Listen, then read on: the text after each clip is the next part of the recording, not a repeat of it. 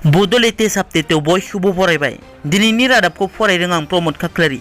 गिबि निउज आपडेटआव दङ बिजनीआव सासे सिख्लानि गोथै सह बोखांदों। दिनै फुङाव चिरां जिल्लानि बिजनीनि सुदेमपुरियाव थानाय दुलानि दैमायाव सासे सिख्लानि गोथै सह बोखांदों।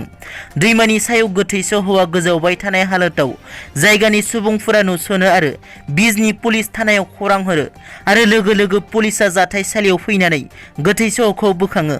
बोखांनो हानाय गोथै सहखौ बिजनी बाटाबारिनि मोहाम्मद सालाउद्दिननि फिसाजो 32 बोसोर बैसोनि राबिया खातुन होननानै सिनायथिनो हादों।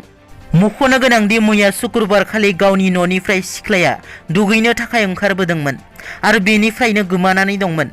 राबिया खातुना एसे गोसोआरि बेरामि जानायजों लोगोसे मिरगि बेरामावबो गाग्लोबजानाय होननानैबो मिथिनो मोननाय जादों। नैथियाव दङ HSLC आरो HS नि आनजादनि नाम्बार होनायनि थाखाय दानाय जाबाय मोननै आफाद। मैया 18 जुन खालि मेट्रिक आरो HS आनजादखौ केन्सेल खालामनानै होनायनि बागै फोसावनानै होदोंमोन। बेजों लोगोसे बे फरायसाफोरनि नाम्बार होनायखौ लानानै मोननै आफाद दाना होनायनि बागै फोसावदोंमोन। बे लेखायै दिनै मेट्रिक आरो HS आनजादनि नाम्बार होनायखौ थि खालामनो मोननै आफाद दानानै होयो।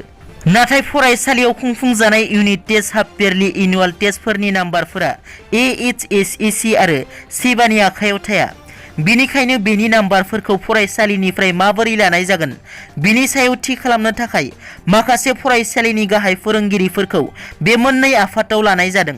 आफादा फालिनो गोनां माखासे नेम। बे आफाद मोननैया गंफ्रोमबो फरायसालिनि फरायसाफोरा मोनफ्रोमबो आयदायाव मोननो हानाय नाम्बारफोरखौ जमा होनांगोन। बे प्रसिडिउरफोरा फरायसालियाव साफ्रोमबो फरायसाफोरनि नाम्बारनि रेकर्ड हिसाबैसो खालामनाय जागोन। मोननैबो आफादा CBSE आरो गुबुन आनजाद बर्डफोरनि राहाफोरखौ मोजाङै नायबिजिरनानैसो जोबथा थिरांथा लानो हागोन। मोननैबो आफादा दाखांनायनि 7 साननि उनावनो गासैबो रिपर्टफोरखौ होनो नांगोन।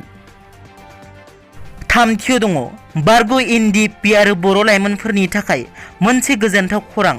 दिनै गुवाहाटी नोगोरमानि उलुबारियाव थानाय आसाम पुलिसनि गाहाय मावख'आव BTR एकर्डनि दफा बादियै बारग' NDP नि सोद्रोमा आरो बर' लाइमोनफोरखौ पारामिलिटारि बायदियाव आलादायै थिसननांगौनि थाखाय BTR नि गाहाय प्रमद बर' बिथाङा गुवारै सावरायो।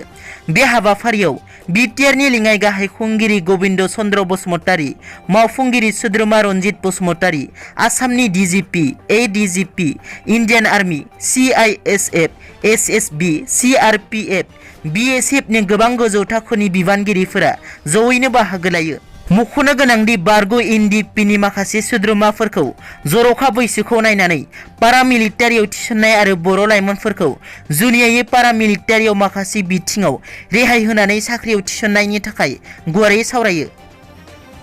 ब्रैथियाव दङ थांनाय 11 जुन खालाराव क'क्राझार पुलिस थानानि सिङाव थानाय अफयाखुति गामियाव सानै ट्राइबेल हिन्जावसाखौ खास्रि बिस्रियै जिनाहारि खालामनानै बुथारनाय जाथायनि 3 गुबै दायनिगिरिखौ पुलिसा हमनो हानायनि उनाव फास्ट ट्रेक आदालतनि गेजेरजों गोख्रों साजा होनांगौ होनना खुंथायनि खाथियाव दाबि दैखांदों दुलाराय बर' फरायसा आफाद आरो आइजो आफादा। रायजो नाङैनो गुबुन गुबुन जिल्ला आरो महकुमायाव दिनै अफयाखुति जाथायजों लोब्बा थानाय दायनिगिरिखौ आयेननि गेजेरजों गोख्रों साजा होनांगौनि थाखाय दुलाराय बर' फरायसा आफादनि आइजो आफादा बेरेखा सोमावसारनाय हाबाफारि बानजायदों। बाथियाव दङ BTR नि गाहाय प्रमद बर'आ BTR नि आबाद खोन्दोखौ जौगाहोनायनि थाखाय गोदान राहा लादों। BTR नि आबादारि खोन्दोखौ गोदान आरो जौगाहोनायनि थाखाय BTR नि गाहाय प्रमद बर'आ गोदान राहा लादों। आबादारिफोरनि गासैबो आइजेंफोरखौ मडार्न खालामनो नाजादों प्रमद बर' बिथाङा। बेखौ नोजोर लाखिनानै BTC नि आबाद बिफाननि बानजायनायाव तामुलपुर जौगानाय खोन्दोनि मावख'आव आबादारि मेसिनारि बेंक बेखेवनानै होयो प्रमद बर' बिथाङा।